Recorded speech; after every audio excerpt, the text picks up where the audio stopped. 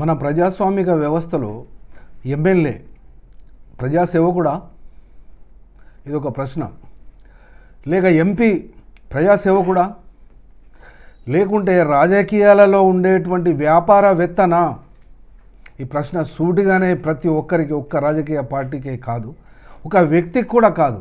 కానీ కొన్ని సందర్భాలు వస్తాయి, ఇవి గుర్తు చేసుకోవాల్సి వస్తుంది. గుర్తు చేయవలసి వచ్చినప్పుడు అది చక్కగా అర్థం చేసుకునేటువంటి వాళ్ళకే అర్థం అవుతుంది, తప్ప వేరేళ్ళకి అర్థం కాదు. ఎందుకంటే ప్రజాసేవ, ఒక ఎమ్మెల్యే ప్రజాసేవకుడు ఎట్లా అవుతాడు?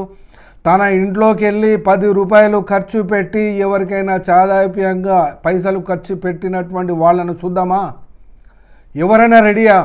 ఒకప్పుడు కమ్యూనిస్టుగా కానీ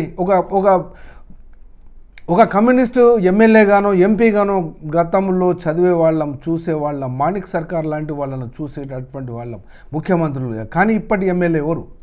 ఒక ఎమ్మెల్యే లెక్క చూడండి. ఎమ్మెల్యే శాలరీ తెలంగాణ రాష్ట్రంలో 20,000 జీతం ప్లస్ కాన్స్టిట్యుయెన్సీ అలయన్స్ కింద నెలకు 2,50,000 వస్తుంది.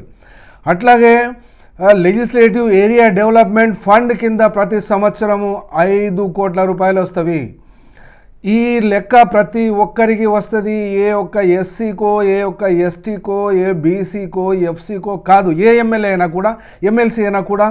ఇది ఇటీవల ఏమైనా మార్పులు చోటు చేసుకుంటే చేసుకోవచ్చు. కానీ ఈ యొక్క లెజిస్లేటివ్ ఏరియా డెవలప్మెంట్ ఫండ్ 5 కోట్లు చేసింది గతంలో కేసీఆర్ సర్కార్. అయితే ఇక్కడ ఒక చిన్న ప్రశ్న వస్తున్నది. వీళ్ళు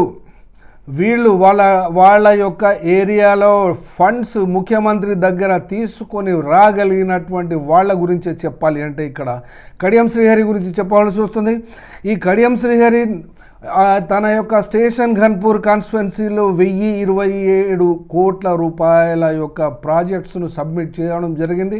ముఖ్యమంత్రి కూడా ఆ యొక్క గ్రాంట్ను శాంక్షన్ కూడా చేయడం జరిగింది. కాబట్టి వాళ్ళ కడియం శ్రీహరి రాజకీయ జీవితం మొదలుపెట్టినప్పుడు ఒక లెక్చరర్గా జీవితం మొదలుపెట్టి ఇవాళ ఏ స్థాయిలో ఉన్నాడు అంటే అతను ఒక సక్సెస్ఫుల్ వ్యాపారవేత్త రాజకీయాల్లో, అనగా రాజకీయ వ్యాపారవేత్త.